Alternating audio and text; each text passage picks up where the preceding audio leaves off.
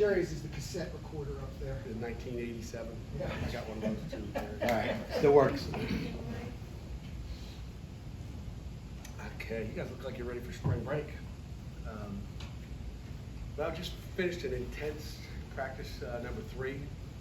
I didn't see you guys on Wednesday, but had 2 spider days. I put the pads on today. You guys got to see a pretty lively, competitive special teams drill. Something you guys haven't seen before, as far as just what we're doing, how we're doing it, and it's Coach Bronowski's deal there, and really love what we're doing special teams wise.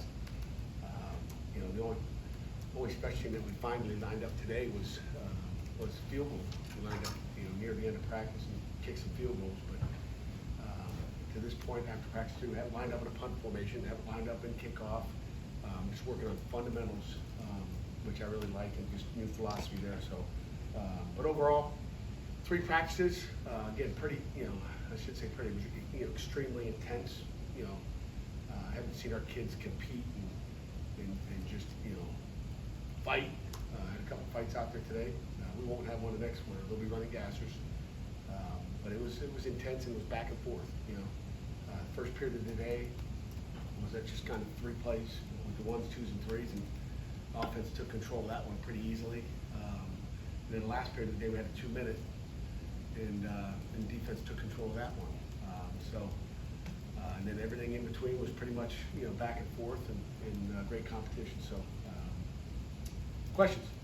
This is the biggest roster you've had in spring camp with all the early enrollees and transfers. It used to be you'd have like 50 or 60 guys, Yeah. a smaller group. Do you like having this bigger group? Well, I mean, you certainly love having a bigger group. I mean, we're one of the 1s, 2s, and 3s out there. How long can we do that? With the tempo and the physicalness of every day, we'll see. It's good to be able to go 1s, 2s, and 3s. We've had some pretty good, Chris. We've had some pretty good roster sizes. And, the last few years we've had more guys in every spring. I can't remember a time when we couldn't go 1s and 2s.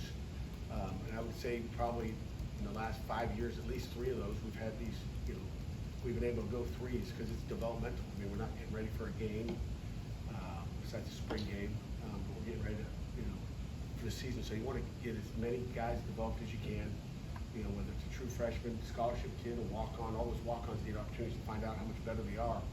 I always tell, all those young guys that, hey, this is your time. Fall camp comes around, there's not a whole lot of 3s. It won't be 1s and 2s and 1s and 2s. So it's their time right now to show who they are, whether it's special teams, offense, or defense. Tim Dow said the other day that this is the best time of year to be a football coach. Do you agree with that? There's no question about it. We got recruits get to come on campus. We got a huge crowd out there today.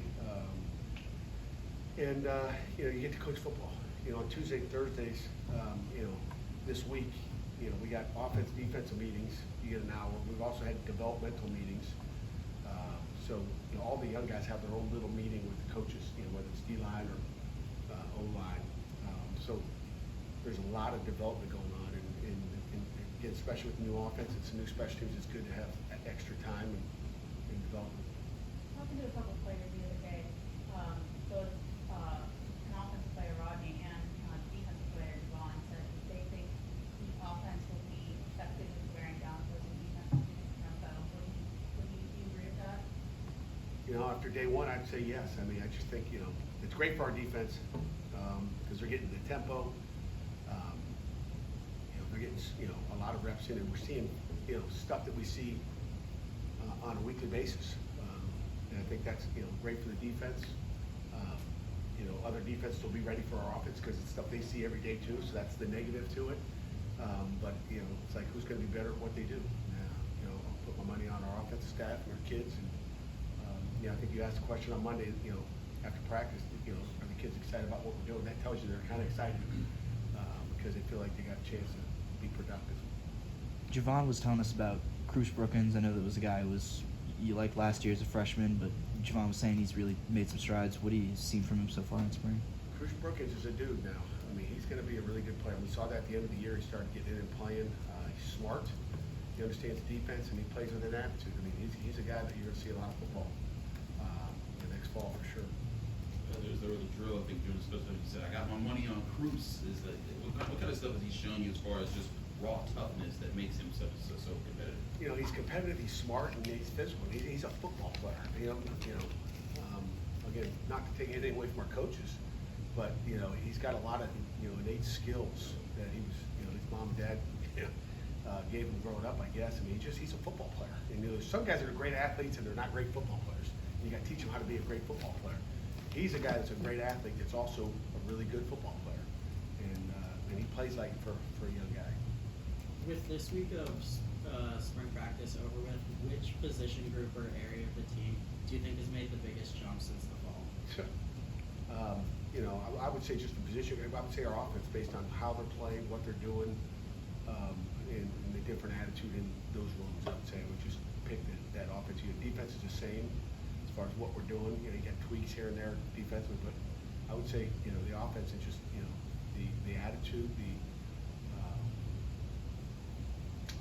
just the overall feeling that you get out of that room right now. And what they showed on the field today, fighting back. There were some things they did against it. Our defense, that doesn't normally happen. Now, as a head coach, you're going, okay, is our defense bad, or is it just getting spread out and they're doing some good things? So we'll see. There was a lot of talk last year about the 4 freshman wide receivers. Any of those guys, other than Kenny, stepping up this spring? Yeah, I mean, Kenny's been good, as you said, but Lamar Seymour's been really good. Zion's had he had a nice catch early. Matter of fact, I think you guys might have been there maybe, or was that the next period? Zion had a nice deep ball catch today. Had one the other day, too, in one-on-one, so not in the team period. Lamar, and then Izzy Polk is coming along. Just got to get him a little more intense, but he's got a ton of talent. He's going to be really good. Again, without seeing what he did today in pads, we'll see. Last year, you lost your 2 starting safeties and all your corners came back, and this year it's kind of the opposite. Using the corners to getting back, even 3 safeties to play those snaps last year. How do you feel like those guys can improve Donovan and DJ, and how do you feel like their communication is back in the defense? It's 100 times better, Amanda. I mean, they're so much better back there, and it helps. Last year, post-spring ball, I remember asking MJ, AJ, who's the starting safeties, and they said Javon McIntyre. Every one of them. They said that. I said, who's the second safety? Who's the other safety? Coach, we don't have one yet. That's how it was coming out of post-spring ball. So, they trusted Javon to make the call. Now, I think they trust all those guys, even Cruz, Brookins. I mean, Jesse Anderson's come along as well. He shows some spurts out there if we just keep him, in line and staying in his lane. He's a talented kid as well from Cardinal Gibbons down in Florida. So Jesse Anderson's got a chance as well. We just got to keep bringing him along and making sure he's paying attention to the details. So that room, if I asked them now, they would be confused. Like, Coach, they're all good. Again, now they're building that corner spot. Now I'm going to be asking those guys after spring ball, hey, who's our corner? Who's our top 2 corners? Who's the next 2? Because I say this all the time, our players pick the starters. I don't pick them. It should be very clear who the starters are. If it's not clear, then okay, then I'll pick them. But it should be very clear. Everybody will know who those guys are, as long as they're in live competition. Are you able to experiment with the receivers and the helmets this spring? You're going to use that in the fall, right? Yeah, we use those helmets in the fall too, Jerry. I mean, it's going to be illegal this You're talking year. the helmet. Yeah. Mics, yeah, not in the receiver. So, new rule with the green dot, just like the National Football League, is 1 person on offense, 1 on defense. So, I would say most people around the country are going to put, their Mike linebacker and their quarterback in those things. So the receiver will, there'll still be a little bit of signals going on, from the sideline because depends on how fast you want to go, what you're doing. But I mean, if an offense is huddling and the defense is huddling, one guy can tell everybody what to do. There should be no signal, but you can just talk to them. But if it's a tempo, then then they're obviously going to use those signals. Can you use the technology now out here? We could. We decided not to. We're going to use it for the defense next week. We're going to let our offense learn all the signals, because we think it's important. You never know when those things go down. We want our offense to learn the signals. We're going to use it on defense, and then we'll use it next fall for sure by everybody. Do you feel like it's going to be like kind of a, maybe not revolutionary, but very important development for the game of college football that you guys can do that now? I mean, you guys used to have to run players onto the field, and now it's... We used to have, quarterback come over the sideline and be like, hey. I remember. Okay, we've done a little bit of everything, so I think it helps. I mean, with all the signal stealing, the stuff that's going on, throughout the country, and it's going on. It's definitely going on. It's going to help us. I think there'll still be, people trying to steal some stuff. Everybody's gonna try to steal what they can. Gotta make sure all those devices and the wavelengths are on, all that stuff's secure. The next person will begin, someone from the Navy come in and see if they can steal and jump on the line and listen to you now. That's even easier if you can listen to them. So, how secure are all those things? I don't know. Hopefully, the good thing is we're doing it like the National Football League. So, the way the NFL does it, we should, hopefully be able to do the same thing. Same way. Will Tampa gain sign stealing a little bit? You guys are going faster. It's just not time for them to steal the sign and process it and communicate. Yeah. You guys will probably remember after I tell you this. In the past, I've said this. Who steals the most signals? This is class. This is, football 101. Who steals the most signals, offense or defense? Defense. Okay. Offense does. Okay, you lose. Okay. The offense steals them because what does the offense do? They get lined up really quick. They make the defense coordinator get the call real quick. Okay. They look at the defense coordinator. They get they see the signal. Okay. If you don't have just more than one, or they try to figure out who that guy is and they know already going into the game. Then they look to the sideline and say, EJ, coordinator or someone up in the box said, hey, this is what we're going to do. Go back and then they get to run a play that's good versus that defense. Defense has no time to steal signals. I mean, you can't steal them. And again, could you possibly steal? It sounds like some people are stealing.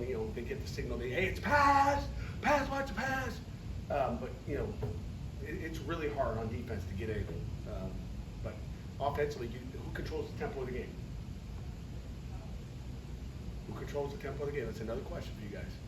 The offense, right? The offense controls the tempo, man. Right? They can go. How many seconds do they normally get? 40 seconds to snap the ball. So they can get up, lined up real quick, steal your signals, slow it down. Let's get ourselves in a good play, and let's have success. And we'll do some of that. We'll be stealing signals, but we'll be trying to go fast and try to visually see what they look like. Were they blitzing there? Are they going to play coverage? Would it look like cover 2? Okay, let's go with this. So we'll do some of the same stuff. How have you seen this guy grow since being a standout freshman? Woo! That's why he's in here today. Ryland's been outstanding. I think if I asked most of the guys out there, hey, who's our starting corners? I think the first name would come out of his mouth would be Ryland. He wants to be on ESPN someday, so we'll see if you guys can test him on that. When he comes up next, but he's come a long way. I mean, he's learned from some good guys out there. He's been, the great thing about Ryland is he's been patient. He had, those 3 really good quarters last year, and he's stayed patient. He never got down. He's never in my office whining like, Coach, when am I going to play? He just trusted he's trusted the process throughout it. And, that tells you what kind of family he's got. He's got an outstanding family that raised him the right way. It was reported yesterday they're moving signing day up to the Wednesday before the conference championship game. Yeah. Kind of eliminates all that time of in-home visits and everything running up to signing day, right? Yeah. It's I don't think it's a done deal yet. I know across the country, I believe if my figures are right that we got voted. I think it was 8-1 to keep it either in December or move it up to June. And the ACC, I can tell you for sure, being on all our ACC head coaches calls, and had another one Wednesday, I think at noon. This past Wednesday at noon. But I don't think it's a done deal.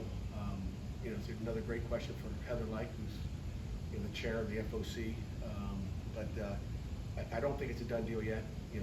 To me, our coaches' calendar is messed up right now. And back in the old days, Chris, I don't know if you're too young or not. Jerry knows for sure. Just kidding, Jerry.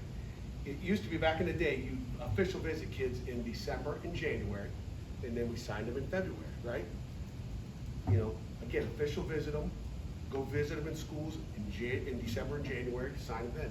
Now we bring them on campus in May and June, and then we wait 5 months and sign them in December. Like, it doesn't make any sense. The calendar is all whacked out. So,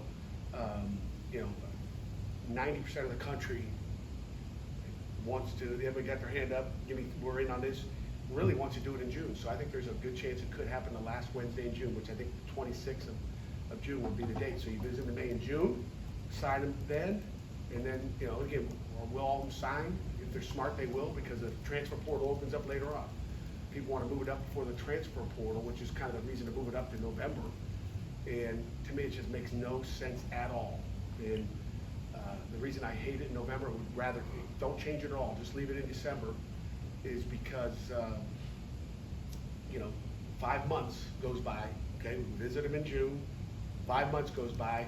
To me, it's important for me to go in those homes of those kids after 5 months and remind them why they committed to Pitt. And to me, that's huge. And not to do that, I don't know what'll happen on signing day, so mark that down, write that down, Jerry. I don't know what'll happen on signing day when you have 5 months where you've never seen these kids. Maybe they came up for a game if you're lucky, but you're not, you're not around them. So I think that's something that we're gonna have to pay attention to. And again, it should either be in June or it should be left where it is right now, and not change at all. So I think a lot of coaches in the country feel that way, and hopefully they'll get it right, because if they mess it up, it could be really ugly, and they've messed a lot of things up. So this is something we can control as commissioners, we can control as head coaches, kinda, and football oversight committee should be able to control it as well and get it right. Take your time and get it right. I know it's early, but how has Nate looked, and has any other quarterback challenged him so far? Mm-hmm. Quarterback question. He's looked good. But overall, he's leading. But the other guys are challenging every day. I mean, you look at, Christian is challenging. Eli Holstein has done a nice job. He's been a little, dinged up just from winter workouts and all that, but he's about 90%, but he's out there doing everything because he's tough. But he's pushing as well. So it's and then Ty's working hard at it. Again, he's just a baby, and Duggar's doing a nice job as well. So just refreshing. The first week of spring practice, is the competition level where you want it to be? Is it what level? The competition level this week. Oh, there was competition out there today now. I mean, you saw the competition in special teams, but it was like that the whole way. I had to calm them down and blow the whistle a few extra times and break it up. Felt like, the referee out there, breaking up different things. But they're intense and passionate about what they're doing right now. I like that. We just got to contain it and control your emotions. I didn't have any problem with Terrence, though, or Ryland. Control. Anything final for Coach before we get to our player reps? Well,